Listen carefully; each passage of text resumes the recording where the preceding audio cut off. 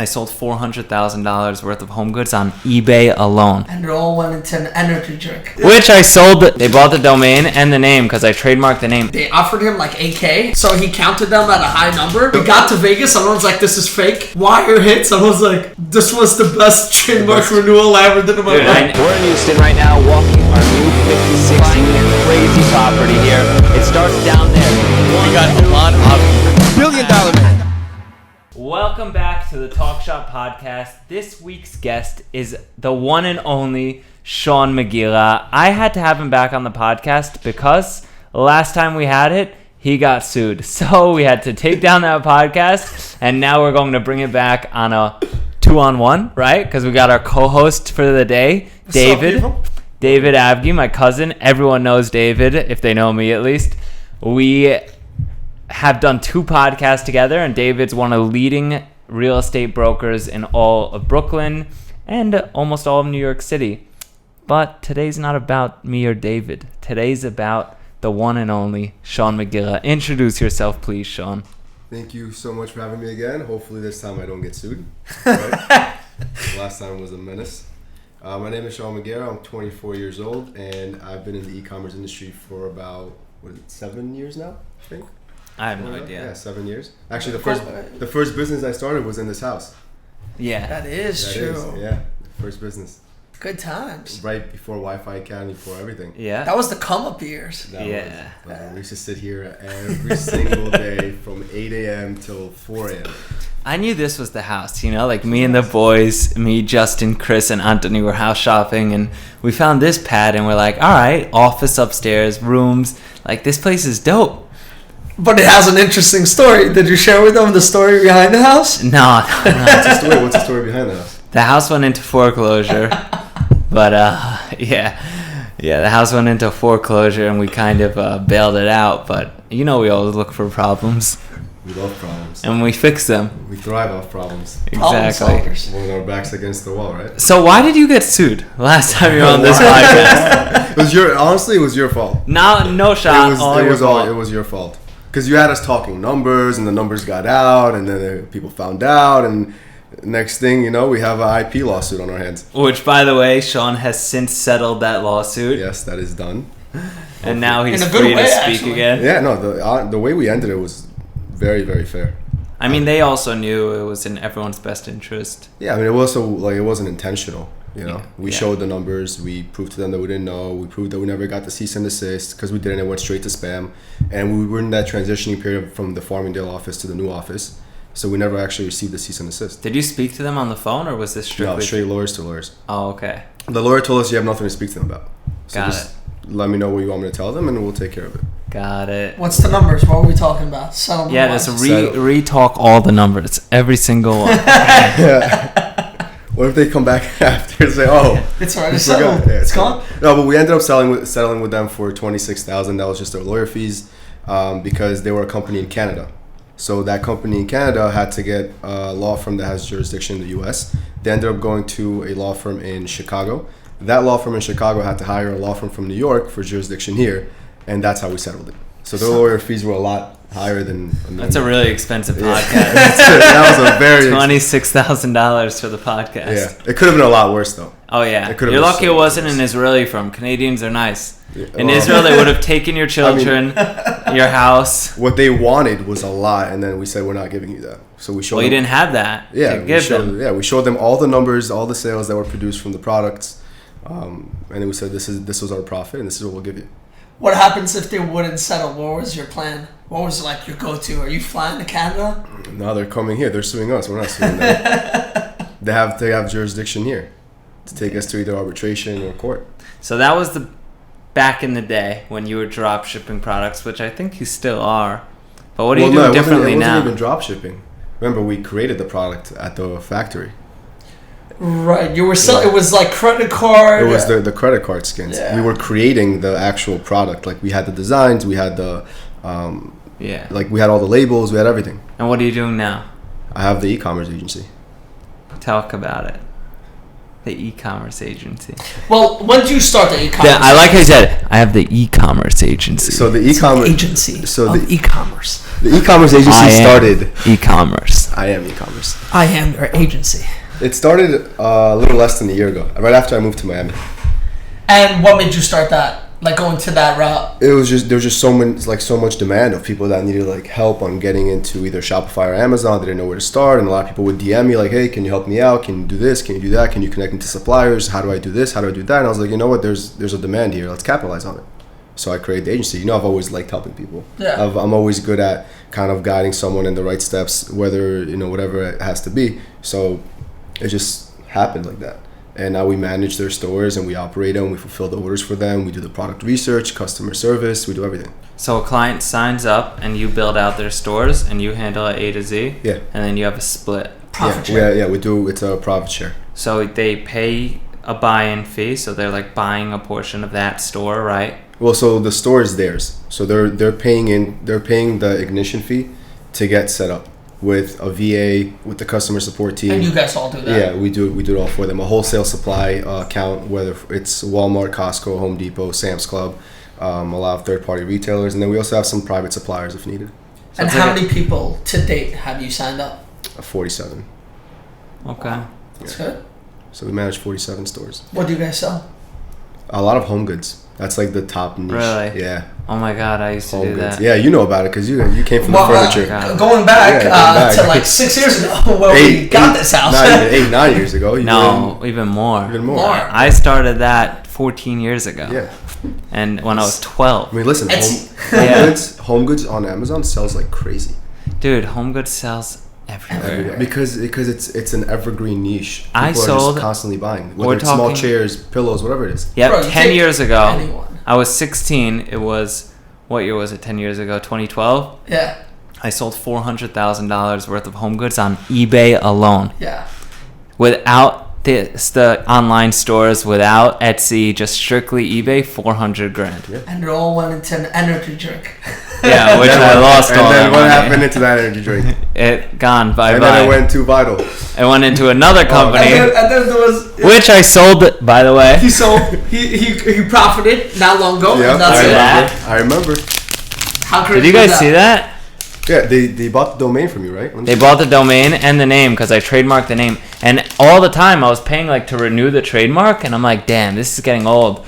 And it was like $700 to renew the trademark. Remember when they offered you the money? Bro, the day after I renewed the trademark, they were like, listen, we gotta buy it. So it's the holiday. We were all hanging out, bro, and they offered him like $8K, and me and Allon were like, no way. He thought it was spam. So I'm like, Allon, we're flying out to Vegas the next day. I'm like, just counter them at a number that they will never believe. So he counted them at a high number. And they took it, right? Bro, they literally accepted. We got to Vegas. Allon's like, this is fake. He accepted it. He's like, this is fake. Wire hits. I was like, this was the best trademark renewal I ever did in my life. I needed that money so bad at the time. But now that company's also, is that Vital Proteins? Yeah. That's Vital Proteins owns it, and they have their brand Vital Performance. That's a big brand. Yeah. Vital Proteins is huge. By the way, Vital Performance sounds so much better than Vital Proteins. Yes. Oh, yeah, let's be real. Yeah. You're welcome, Vital Proteins staff. Yeah, we thought it was a sex company. Vital Performance. It would have been great. Like, that's actually. We did joke about that. That's actually a great name for a sex company. It really is, right? Yeah, it's like Blue Chew. Exactly. Yeah. So home goods are selling like crazy. Not just home goods, also like dog food, cat food, energy drinks. So like if you can get like Red Bulls, right? A 36-pack of Red Bull sells like hotcakes on Amazon for some reason. People are even buying like dog food and snacks on Amazon because it's. People are just what about lazy. baby products? Baby products. That would sell like a lot. The shortage. Yeah, a lot. The shortage. Yeah. Also, people, I feel like parents, when it comes to their kids, they spend anything. They don't care. Yeah. They'll buy their kid something for $5, $10, $15. Think about it. How many times have you shopped for a full body mirror? Never in my life. No, only me. Only me. Me? I'm gonna buy that shit. No, bro. You know how expensive they are? I've never bought. Like $99. What not, bro? They go for like $175, $200 for a mirror, and the wholesale cost now is like $54. How many times have you shopped for a whole body mirror? Never in my life. It took me 3 weeks to find one. Allon, how many times a week do you shop for a skateboard? Yeah. Now, what if I could tell but- you? okay, but- I'll get you a I'll get skateboard. you. But it's so I don't different because skate. a full body mirror is like an essential to a bedroom. A lot of people buy full body mirrors. You're like super metrosexual, bro. I don't even check the mirror when I wake up. I just walk out of the house. So we're just two different people. Yeah, we I are. know you check the mirror. Yeah, you. I'm Well, looking have between to. you guys. No, you Yeah. guys like. Yeah. Look, I admire it. I wish I looked as good as you two. I mean, have you seen yourselves? Of course they have. Full body mirror, they've seen themselves. Unfortunately, I have. Too many times. But I don't know. It's not how I've been. I feel like Shawn is way more than us because he's in that like lifestyle where it's you're more in the lifestyle of like even like the things that you're posting and your TikTok, which is tremendous. I love it. By the way, follow Shawn on TikTok, guys, if you want. Sean's to see killing cool it on the dating talk. lives. But it's all about like what you look, what you drive, what you do, food It's that like- you eat. Going. Yeah, What it's like, would you call it? It's I guess it's like an aesthetic lifestyle kind of niche. Right. But right. so is yours. Like your whole business, the brokerage business. Like everyone looks at what everyone has, right? It's- and it's Yours important. also kind of It's flashy, very just like it's that. very true. Just I don't. The way I go about it is a little bit different.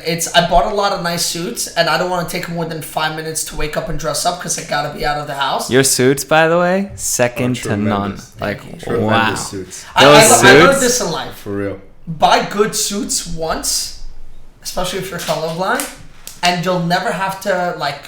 Are you kidding? One of my Break friends, your head, one of you my know? friends knows you from like TikTok, and he goes, "Oh, that's your cousin, the one with the suits." I'm like, "Yeah, the Bro, one with the suits." David's suits are next level. Yeah. I've never seen anything like it. Are they all custom? tailored? All custom, yeah. Even my dad comes into the house sometimes. Like we see each other at the office, whatever. He's like, "Did you see David today? Like he looks good." The suits are great. My dad compliments them all the time. Yeah. He goes, "You said David with the new suits. They always a little Tip top, super top." tight. Yeah. Well, you have to. It's part of the business, right? I just hate. I used to love that when I was younger, but I hate it today. Especially when you're so busy, like working 18-hour days, and you're like sweating, and you don't care, and you just want to get work done. But I learned it's just like get nice suits, wear it with a t-shirt under or a white button down. You can never go wrong. And it's like as long as you have it, you're dressed up in 5 minutes. And I also cut my hair really short and put on a hat so it dries up my hair, and I don't need gel or any of Nice. that. But you know what? In the real estate I'm in the investment world, it's like sub $5 million. Nobody cares how you look. Yeah. You could just walk in, dress however you want, all is good. But once you go to like 100+ unit apartment complexes, It's a different way because in your business you have investors, so they front the money. He's going to show those people. no, but I need to. No, he needs what to was dress to getting at, impress. yeah. I was actually talking When you with get him about it. past a certain price point, You have it's like to. the people you're buying from are more institutional or they're more sophisticated most of the time. Yeah. And they're like, they look at you, you know? Yeah. So it's like you can't just show up in sweatpants. That's why I said it's always good to have like a fresh black suit. You can never go wrong with a Yeah, nice you can't fresh go wrong black with a suit. black suit, yeah. And you can wear a t-shirt under it to keep it a little bit more simple. And in today's fashion world, you can even throw on like Balenciagas or like some type of sneaker and you'll still look makes it fire. better. Most investors are cool, you know, they don't care if you're wearing sweats, whatever, you're just talking. First you talk, you get to know the people Yeah. before, you know, any money's traded, but like institutions, Institutions, if you're it's- not That's wearing different, yeah. a button down when you elegance. walk in, they're not looking at you the same. But I also Yeah. feel like in general, like in life, when someone like a first appearance is the way you dress, right? So if you, very true. especially if someone doesn't know what you do and you know all the assets that you've built under your belt, and especially and you too, like if you were to dress down for the first time meeting them, they might not take you as serious. 100%. Especially when you're Yeah. young. That's Yeah, one thing especially I when ran you're young, into yeah. in my life, in my career, like obviously building everything up, was you're young. How are you going to sell me a $10 million apartment? Like, this is going to be the biggest investment I ever make in my life. Why am I trusting you? Yeah. And David's like, I'll take 2. You don't buy it, I'll buy it. Today we can't say that to our clients. Back in the day, we couldn't even say that about Hubba Bubba. Yeah, You don't right. buy it, I'll clean it. Yeah, but So- it's not just clothes though. It's also mannerism and body language. Yes. So back to the business. 47 clients you signed up. How much is an initiation fee? What does it range from? And what are the splits? Like, walk me through the business. So the ignition fees start from anywhere from 10K up to 30K. There are 3 different tiers, and every single one has a different rev share model or rev share split, I should say. So on the 10K, Based on the based ignition on, fee. based on the ignition fee, correct? Okay. So the less that you put in for the ignition fee, the less percentages you have of your own store. So at a 10K, it's a 30-70 split client to the agency. At 20K, it's 50-50, and at 30K, it's 60-40. To the client. Yeah. The client gets 60. and you guys get 40. Yeah.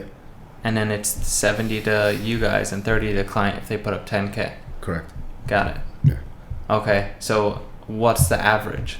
The average is the 20K package. Oh, really? Yeah. People are going in the middle? Yeah, going in the middle. And then some people just want to test the water, so they'll start with the 10K, and then after 3 weeks, where they see that this thing is actually working, Give them an option. and they're generating sales, they say, hey, can we renew the contract to up it to the 20K package? And you're cool with that, Yeah, you of guys. course. What do you Yeah. mean renewing the contract? So like it's like sounding like an addendum saying that we're gonna continue working, but we're upping Profit shares. The profit share goes up, and they're putting an additional buying fee. Capital. Yeah. Yeah, Cool. Got it. Nice. How long has this been going on?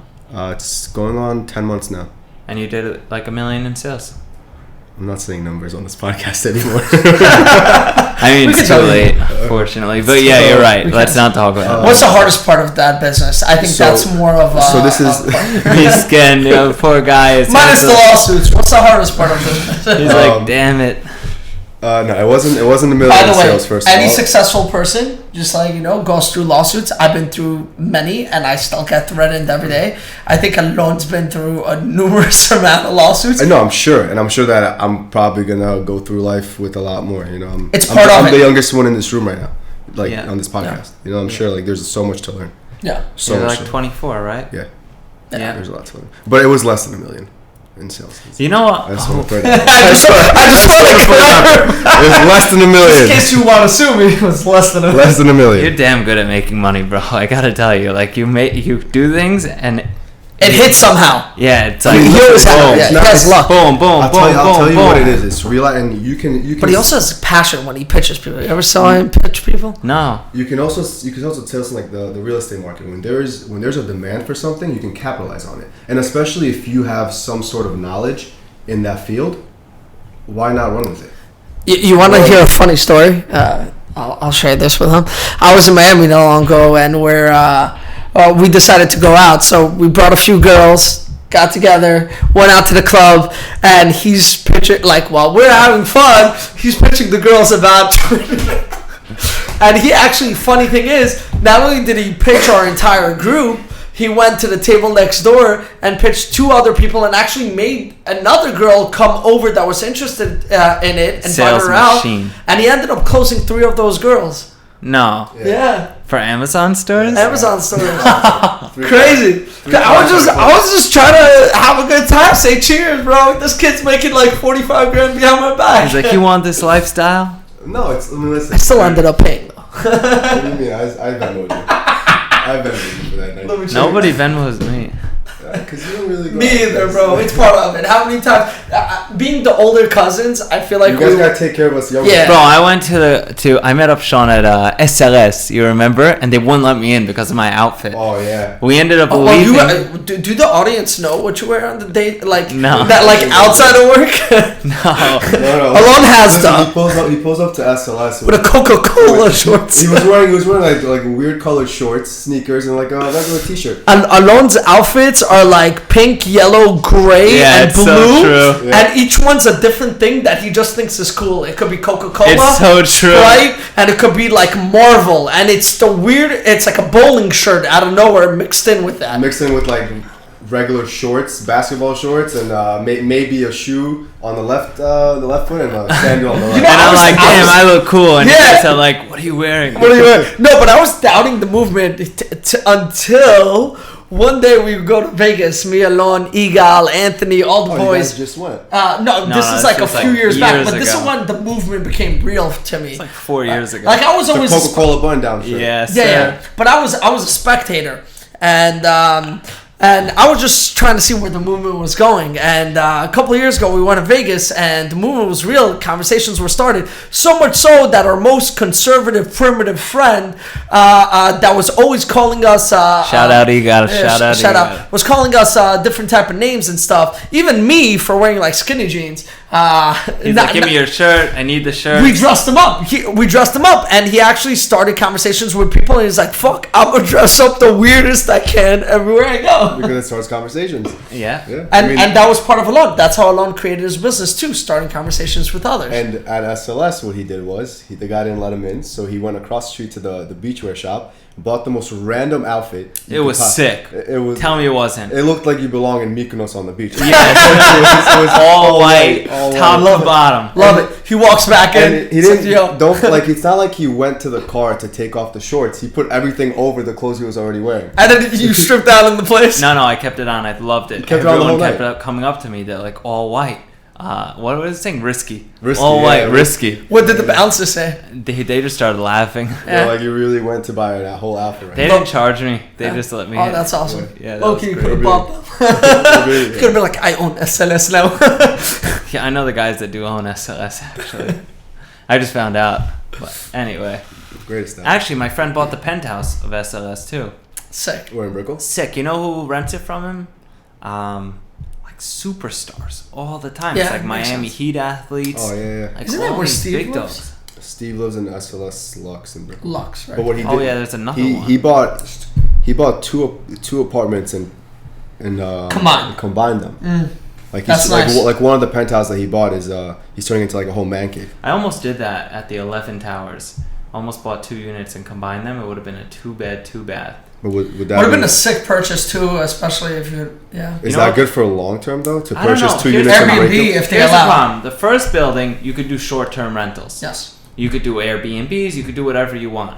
The second building, it was 1 month only rentals or more, and they have to lease it for you, or 3 months, something Right, like and they that. charge you fees for that. Not much, but yeah, they charge you fees. Well, is the first building the purely hotel or residential No, too? it's residential. Really? And then the second building, you have to put down 10% now, 10% in 3 weeks, 10% upon groundbreaking, which was in like 3 months, That's 4 crazy. months, and then another 10% when they So that's a total of 40%. when they top it out or So something. 40 down. 40% down. That's insane. I never I'm heard like, of that. I could get away with a 5% down mortgage. Why would I put down 40%? Yeah. Well, they're making that really. Well, you can make 10%. It doesn't matter, but 10% is standard. Yeah, like it is on standard. contract signing. I told them I'll put down 10% right now, but I'm not putting down 40%. Like, you're tying up my money. That's my whole business, buying real estate. Yeah. I can't.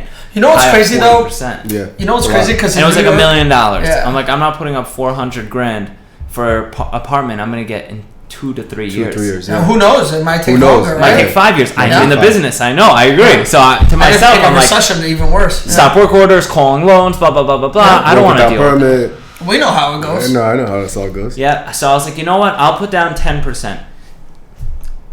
I was willing to probably put down 20%, but not 40.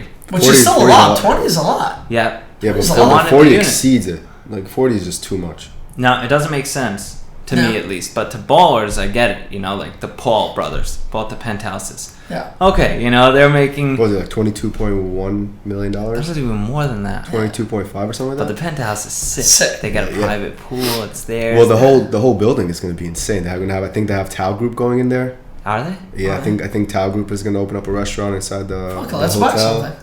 I Also, know. wait. 40% down. No, let's negotiate. I'll talk to them. It's not like that. It's not negotiating, not negotiating. That's what their lender forced them to get in order to get the loan.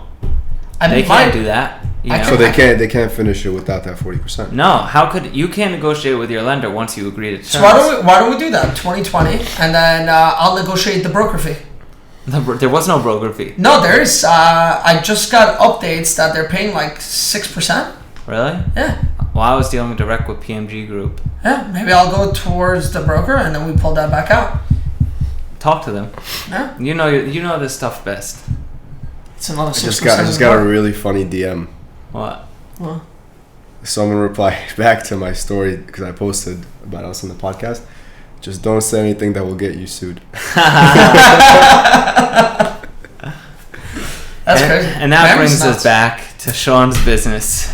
But by the way, a shortcut. It's crazy that in New York there's a statistic. Like even everyone that I deal with and I sell to them, most people are all cash buyers or like 80% down. Like that's what we're running into. That's how it is in Miami right now too. Yeah, People we're not are running paying, into mortgage, but like I don't see many mortgages. Listen, it makes sense. You know what? I'm in the investment business, so for me, it's tough. It's like correct, because your money rolls into more. Yeah, all day I'm putting out money. I don't have active income where I'm like making, you know, whatever, a couple But when hundred you have grand, cash, why have a million. mortgage? Exactly. Right. Like, Because your money's still coming in. depends what people are doing. Like my cash, every time I have money in the bank, it's got to go to more investments. And don't forget, like I do investments, and sometimes investors make me put up money too. Yeah. Half the time I do, but let's say, you know, I can't be short $250,000, $400K on an investment if somebody's putting up $2, $3, $4 million. Like that would be such a silly business move. I'm not there yet, you know. 100%. Maybe in like 5 years from now, it's a different conversation. But right now, it's too risky. Yeah. 5 years, you'll buy the penthouse from Logan. I mean, listen, you've seen the Miami real estate?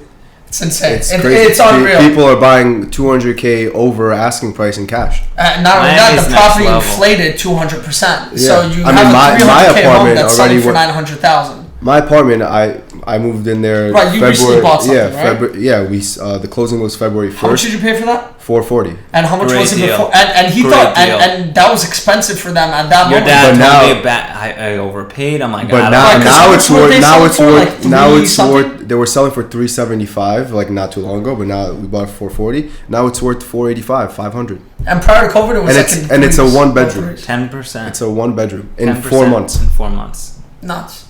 And the way he renovated it, I think it's worth at least an extra like 5. What do you mean renovated? You put like a $20,000 couch in there. That's about the end of his renovation. No, did you see what he he did with painted the- the walls, put a $20,000 couch. No, He's like, but- I He renovated. actually he softened the living room and created like a fireplace / TV With section. the that TV holds section. I saw that. Yeah, Yeah. and now I'm working on hopefully redoing the kitchen. the kitchen. Great right? couch, by the way. Yeah. All right, you It slept better on be it. a fucking great Yeah. couch. It better be a great couch. Dude, It it's cost me sick. an It's arm like and a leg. you could Home Goods. Oh my God, you're the Home Goods king now. Yeah. It like goes up and down, and then when it like you move the pillows, but it's not.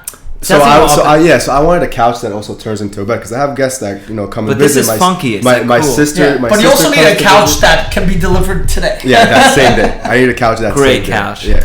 So I wanted to get a cloud couch because it's comfortable, but I also need a couch that Bougie. can turn into a bed because my sisters come to visit, my dad comes to visit, my mom, whatever. So this couch, like the back of it, like the seats, right, like the cushions on both sides, like an L-shaped couch, they both go like So two sick. feet Retractable. back. Yeah. They go like 2 feet back, so it creates 2 twin beds. So you're not taking them off. You're just retracting them, so Yeah. you could like. So it's it creates two So it twin creates beds. more room on the couch. You don't even have to move the couch. It's perfect. It's like 2 twin beds that it creates. It's Now let's pretty get back to the business. All right, yeah. So you pick up, you move to Miami, you kick off this new business, the e-commerce agency. The e-commerce I agency. am the agency. simple. I am the agency. You sell 47 clients between 10 to 30K. You're getting a portion of the store, so you're building a sales machine. Yeah. You Well, hi- at first it wasn't like 10 to 30K. It was way less. In the beginning it was bringing people on for free for case studies too.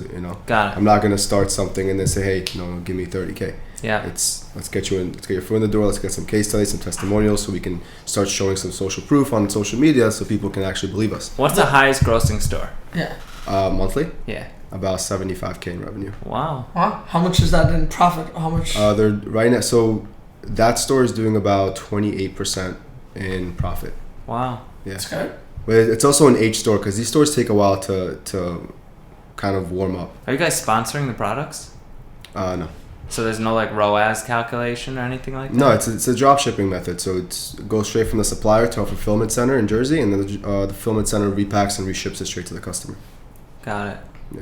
Wow, and like Red Bulls and random stuff. Yeah, like the randomest stuff, Crazy. like How do you get yourself- dog food and stuff. So, Crazy. so this is also an interesting question, right? There's so much competitors and sellers on Amazon. How do you find a way to get yourselves on the top pages so people do purchase from you guys? So when you asked earlier, what's the hardest part about this business? I'll name you a few things. The hardest part of this business is keeping the Amazon stores as healthy as possible for long term, especially when they're brand new stores.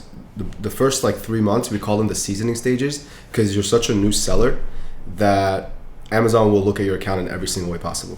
So you want to ensure them that you're an appropriate seller, you're abiding by the policies, and that you're not raising any red flags. after the 3-4 months of seasoning, you're basically good to go, and then we start the scaling process for every single client. Is there ways to pay to be on the front page? Is there like extra things that you have to go through with your clients, or is it just testimonials, reviews? It's making sure that all the orders are being shipped on time, making sure that you're getting good feedbacks, making sure that the chargebacks are in there, making sure that you have valid tracking rating, making sure that customer support's on point. If there are any issues with customers and orders, issue a refund or offer to replace the product or the order. Amazon looks at everything. Okay. Yeah. So, you moved from New York to Florida. Yeah. What's the difference? What made you move, and how do you like it? I mean, it was a very, very impulsive move. It was? It was. It was like I remember it was just like, here a week, and then the next week he's like, hey guys, I think I'm moving to Florida, and a week later he's in Florida. Yeah. I didn't even have my car for like a month. I remember. I came back for my birthday. You asked me to ship you my car, one of my cars. I'm like, how am I going to do that? I would love to move there too. I mean, it's night and day. It's so different. And it's the taxes. Yeah. I'm getting my Florida license so I can move so I can stop. Well, you're a primary resident. Because right now the DMV part is the hardest part. Yeah, but I've been paying New York taxes up until now. It's been exactly a year. New York taxes. It just makes no sense. Why would I pay those kind of fees when I can be paying Florida taxes? And you know what sucks? Like when it comes time to pay it, it's like that money is already invested. It's gone. Else. That money's gone. Yeah, it's gone. It's like, can I do a payment plan, please? it's like that money is completely gone, and then so you're like, all right, well. And you still want to be a responsible adult, and you still pay your taxes. So it's like, what the hell? I know. You know? It's crazy. But in Israel, they just take it up front. They take it up front. They're like, oh, hey, you made that much last year? Can you put 50% up front this year? Yeah. That's what they do. Do you think that's better or worse? Worse.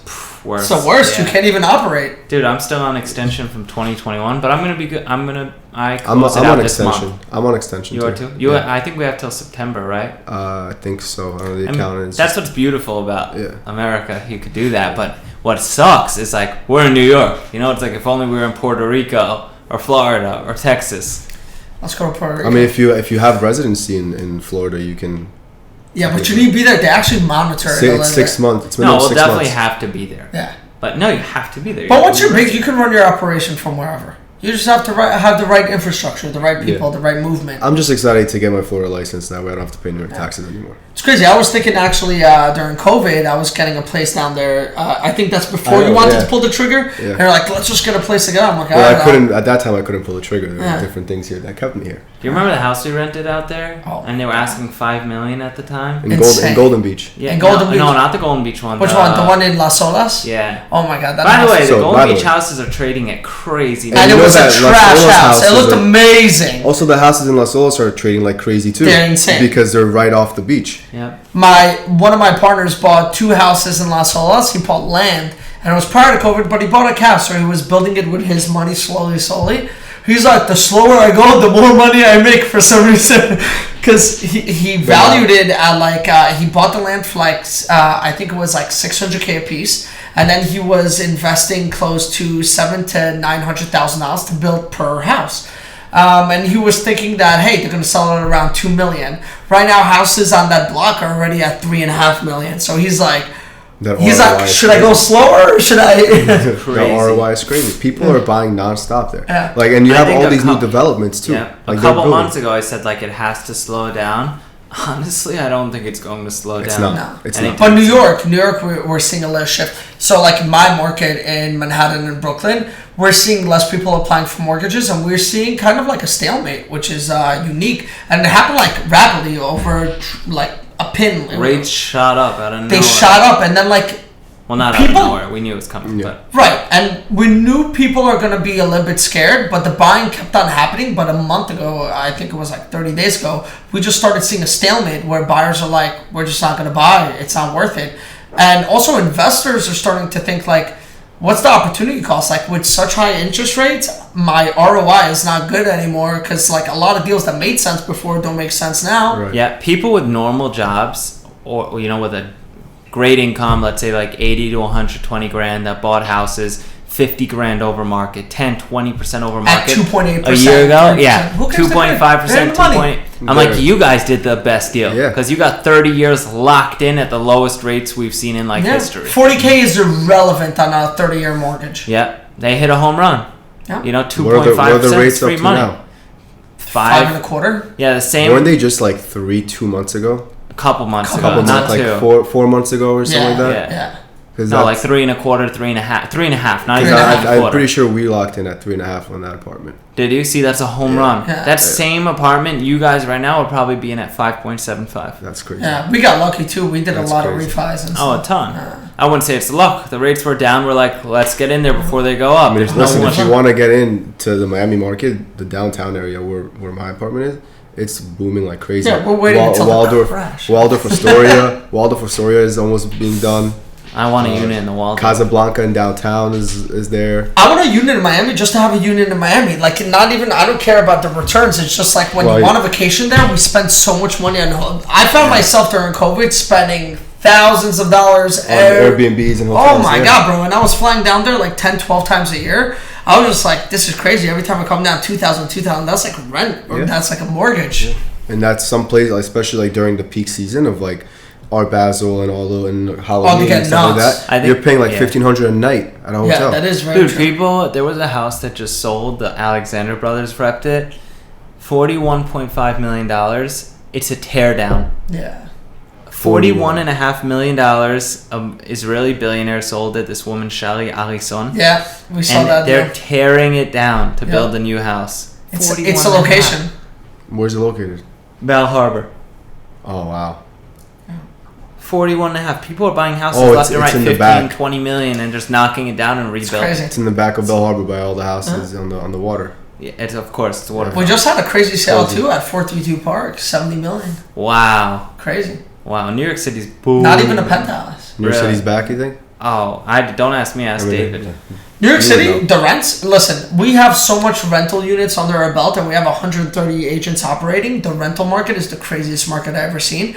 I had a buyer the other day who's a hedge fund manager who's looking to buy another spot and was looking in Manhattan, $1.9 million 2-bedroom in a new development or 1.6 1-bedroom in a new development.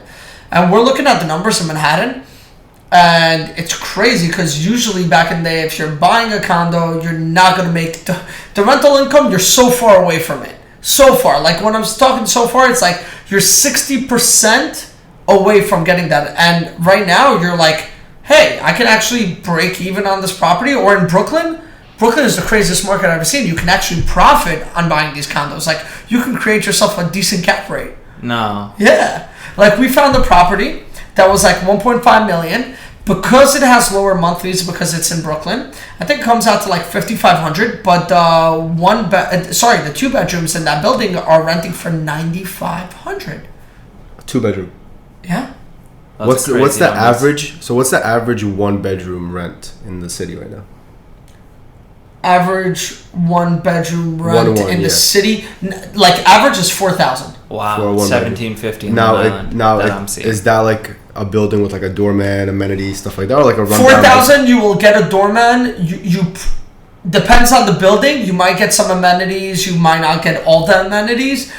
Really, really nice is like 4,400. You can choose locations to at already that budget, but under 4,000, like 38, 37, you're probably in a rundown building with no amenities. Maybe you have a doorman. See that's crazy because like in Miami, the average 1-bedroom studio is 3,000 average. Wow. So and that's cheap, like 35 even. Some of them go. That's nuts because like in Miami, for example, the average 1-bedroom right now is like 3,500, right? Which is insanely expensive for Miami because 2 years ago you could have rented that for 1,600. Holy shit! Like it's nuts. That's crazy. And like Brooklyn Point, like if you know like all those areas in Brooklyn, like by Park Slope area and everything else, studios start like in a nice building. Brodsky is, I think, leasing them out 3,500 and above.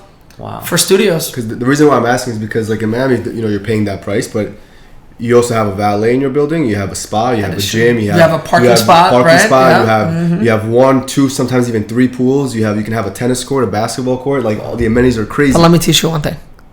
Location. It is still not New York. Right. It's amazing, but it's not New York. Like, you know what I mean? Like, no, 100%. You're paying $4K for 1-bedroom here compared to a $4K in the 1-bedroom Miami. But you know what's crazy? Miami's market, was always kind of like this, Always. right? It was up, down, up, down, up, down. You never had like a New York market where appreciating, maybe pauses for a year, goes down a little bit, corrects, and then goes back up. Miami's market was always like stagnant. And now to see Miami's market just boom. It's you already know there's going to be a little yeah, but when is that going to happen? People thought it was going to happen, 2-3 months. Listen, I could see that boop in like random places. Yes. Where like people are moving to like crazy. Like North Carolina and Raleigh. I don't know how Raleigh is. I haven't been. A lot of the tech market. It is? It's but like, big there, yeah. There's random sub-markets across the country that I could say that for. Like Memphis. I like Memphis. I bought houses in Memphis. But what's the drive to Memphis? You know what I mean? Like, why wouldn't you be in Nashville? Right. correct. Right? Nashville's booming. Nashville everyone went to. But even Nashville isn't Miami. It's like... But remember, panic triggers the market more than anything else, right? So when interest rates go, we're already hearing from the Federal Reserve that they're going to continuously go aggressive. We have rate hikes coming in June, July. We have rate hikes coming in September that are confirmed. Now, they're confirming minimum a quarter rate hike, and they're even saying maybe 0.5%. When we start implementing all those rate hikes, plus these crazy layoffs that you're seeing companies starting to announce, and some companies are being very smart about it, like Elon Musk is telling people, get back in the office. So how are they going to stay in Memphis, Nashville, Miami, right. Texas? You can't. So now it's like, get back in the office, which is a gateway to like, okay, I'm laying off the people that aren't really producing. I see other companies like Amazon and Jeff Bezos talking about, hey, we might need to restructure at a certain point if this happens. And you're seeing Google getting, they're going to have a nice hit as well. Elon Musk has over 112, is it 112 or 119,000 employees? Yes. He has over You got to do a better job because our cars suck. Past or future What? Tesla owner? He hated the Tesla. Still a Tesla. Anyway, he has like 119,000 Bad girlfriend, you employees. don't walk away. 12,000 of them are supposed to be in California. So they're working away from home, right? And he's like, now you got to come back. So all those people from, now living in Nashville, Miami, Austin, everything, have to readjust. Get back to California. Or else they're fired. Or else you're fired from Tesla. Well, it's also a play, right? Like Elon is probably one of the most genius entrepreneurs I've ever seen in my life. Like when he was playing, like a lot of people, if you own a company and there's people that are like diehard fans, like doing everything that you're doing, and you're going ahead and selling off shares, they're looking at it like, what's wrong? Like every time people are selling off shares, it's like something's happening with the company. Like this is insider information. He was playing it as a Twitter poll, like, who wants to see me sell off shares because they say I don't pay enough taxes, and let them. He's a beast. So then he sold at the top, and he became like, he profited more than anyone, and now it's like back in the bottom, and it's like he's not known as like, oh, you walked away from your own company. It's like, I love Elon. He's a genius. He's a genius. You just hate the car. I hate the car so much. That's crazy. You're the only person I've ever heard. They have no quality control. They have no quality control. They try to mass produce it. Bro, my door makes a weird noise. My roof rattles. My screen goes black once a week when I drive. It's I don't know. Well, I have a Range Rover. We experience that on the daily. I like my Raptor. I've never had an issue. Yeah, I don't think he's ever complained about his car once in his life. Well, Raptor is a great car. Ford, like I get in an accident, I just run cars over. It's like I don't even get in an accident. No, anytime he gets in an accident, it's not his accident. It's someone like, else's. I'm sorry for your accident, sir. sir. Bro, I've been in that car 3 times that somebody's crashed into me just sitting in the car. Just chilling. Yes, and not a scratch. Nothing happens to the Raptor. Their cars are wrecked. Totally. Yeah. One woman went under the car. This woman's texting while driving. It's a pretty big car. Yeah. Texting while driving. This one I happen to be driving. I'm driving going 40. He's coming to meet me. Yeah, in like a 35 mile per hour speed zone or whatever it was. Going to meet Doe at the gym. This woman is going 60. Drive straight into my truck. Straight under my truck in her Cadillac. He just runs her car over. Her car was totaled. And I'm like, so what were you doing, you idiot? Whatever. Crazy. Anyway, this was great, guys. This was awesome. Don't get sued. Lesson one. I really hope so. Yeah. Shawn, it was great to have you back. Always. Thank you for and good luck on all your endeavors, man. Oh, there's a lot more coming. Let's get it. There's a lot more coming.